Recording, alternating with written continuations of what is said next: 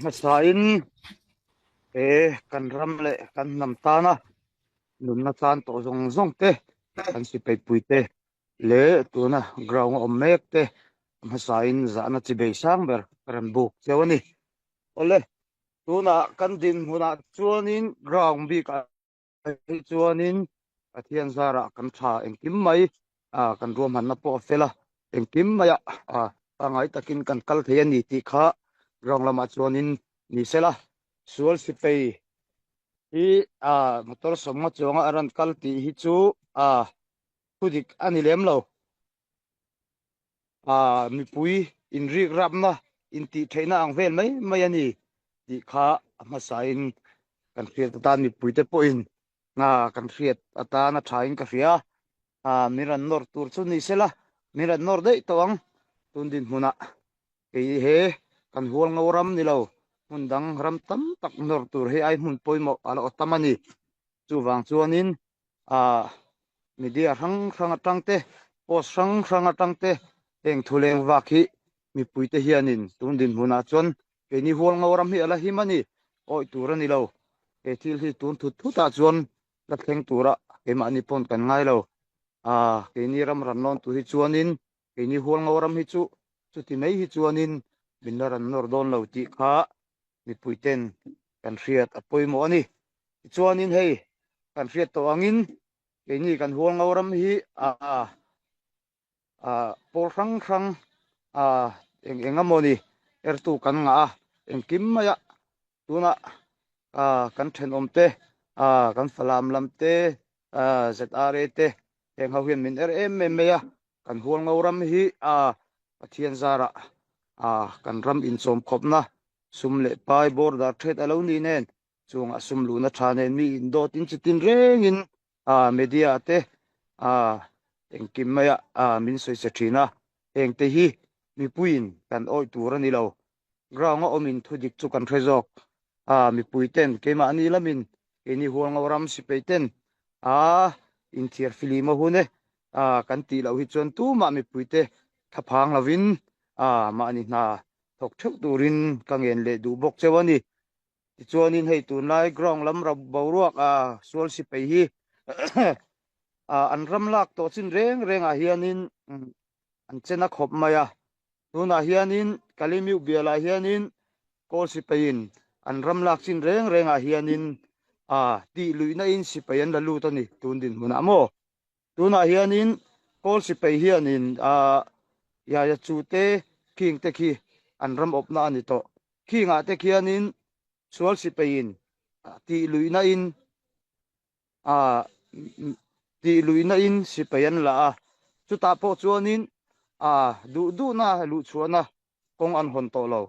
ya chua khianin get ni che alu chuan an hong chuta po kol si pe uluk dewin an duty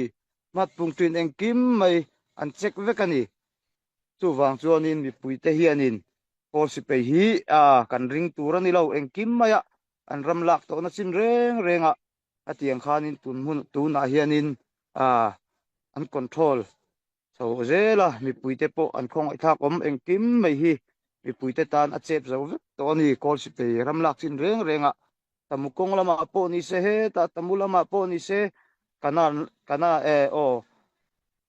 kol kula po ni se kol kula po ni se khati ang bok khanin du in zalen takin mi pui hi kol si pe an ram lak to na chena mi pui hianin zalen takin an pho sa thei to lawani ti kha kan hriat ta na thain ka hria ti chuanin pani lena kan u naute kan sin na ho hi tunlai an din mun hi July ni som ni panga khan kol si peinen an inbiani delhi heta hianin siena lama tangpo per takin kan soi top mayanga kim mai hi mi puin an hriata hun to in ka hria ke ma po siena bolawan tang hianin July kha ni som ni panga kha delhi kol si peinen in biak na andai ani heta atel hi kol si peinen na in biak na tel hi peter thanga mo Peter thanga van ania chuan ngun thong chuan ngun thong an ni pathum hi an ni siandev lam atang an tela chuanin kol si peilam falam an ka tuma an man atang khanin an hroi tu te kinga an ho tu an bu mu chi tiang vel khang ho kha pathum an tel boka India lam atanga Mizoram atang hianin palai pakhat Mizoram mi ngein palai na lo tho sakani ti chuanin Zolen medical ho hi Zolen atang medical engineer kan tiango poltong tak chon ka soi thiam lawa Zolen atang hianin pathum an telani an medical team hi chu tiang chuan Delhi in biak na an nei ani kol si pei le sianau hi tuna hian in biak na fum fe tak felfai tak